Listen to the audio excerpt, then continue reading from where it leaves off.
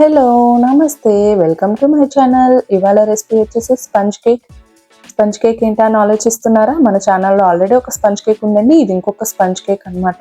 ఇది చాలా soft and fluffy. ఇప్పటిదాకా నేను చూపించినట్లు ఇంత సాఫ్ట్ కేక్ అయితే కాదు. సో ఇది ఇంకొక డిఫరెంట్ మెథడ్ ఆఫ్ కేక్ అనమాట. ప్రాసెస్లోకి వెళ్ళిపోదామా?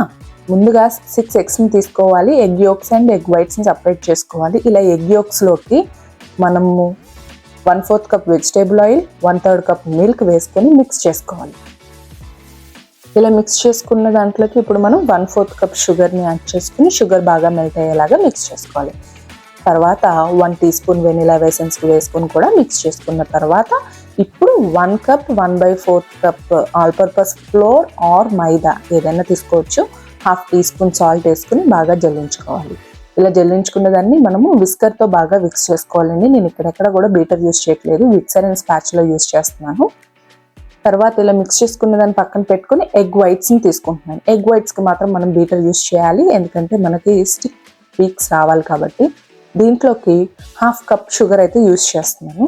ఇలా బీట్ చేసుకుంటున్నప్పుడు కొంచెం నురగ రావాలి, అంటే ఫోమ్ వస్తుంది. ఆ ఫోమ్ వచ్చినప్పుడు మనం షుగర్ని యాడ్ చేయాలి. అది కూడా ఎట్ ఏ టైం అంతా యాడ్ చేయకుండా 3 బ్యాచెస్ కింద డివైడ్ చేసుకుని కొంచెం కొంచెం కింద యాడ్ చేసుకోండి. చూసారు కదా ఈ వీడియో క్లిప్లో నేను ఎలా యాడ్ చేశాను.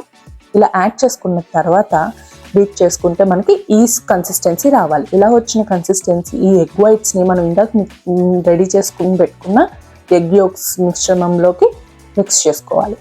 ఈ మిక్స్ చేసే ప్రాసెస్ అనేది చాలా ఇంపార్టెంట్ అండి. మనం ఎంత జాగ్రత్తగా మిక్స్ చేస్తే అంత ఫ్లఫీగా వస్తుంది. మనం ఫాస్ట్గా మిక్స్ చేసాము అంటే అందులో ఉన్న ఎయిర్ బబుల్స్ అనేవి పోయి కేక్ హార్డ్ అయిపోతుంది అనమాట.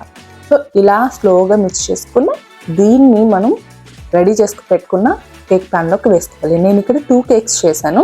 ఒకటి 8 ఇంచ్ కేక్ అండ్ ఒక స్మాల్ స్క్వేర్ కేక్ అయితే చేశాను. స్క్వేర్ కేక్ రెసిపీ ఆ కేక్ది నెక్స్ట్ వీడియోలో వస్తుంది. ఇది జస్ట్ ఓన్లీ స్పంజ్ కేక్ అనమాట. ఇలా ట్యాప్ చేసుకున్న తర్వాత ప్రీహీట్ అయిన ఓవెన్లో 350 degrees ఫారెన్హీట్ పైన 20 to 30 minutes బేక్ చేసుకోవాలి.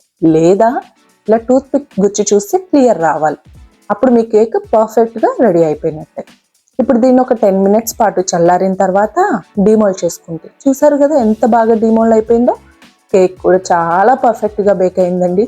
ఇదే కొలతలతో ఇంతే పర్ఫెక్ట్గా చేసుకుంటే మీ స్పంజ్ కేక్ మీరు చాలా ఈజీగా ఇంట్లో చేసుకోవచ్చు.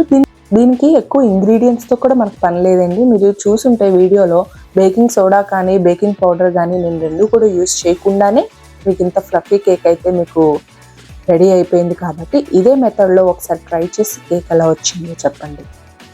చూసారు కదా నేను పీసెస్ కింద కట్ చేస్తున్నాను. ఇది మనకి టీ టైమ్ స్నాక్స్ కింద, పిల్లలకి ఈవినింగ్ టైంలో స్నాక్స్ కింద కూడా ఇవ్వచ్చు అనమాట.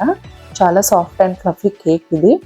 దీనికి నేనేమి వేరే క్రీమ్స్ కానీ ఏమి కూడా యాడ్ చేయట్లేదు. నేను ఒకసారి తీసి చూపిస్తాను చూడండి. మీరు లోపల ఎంత సాఫ్ట్గా ఎంత బాగుందో.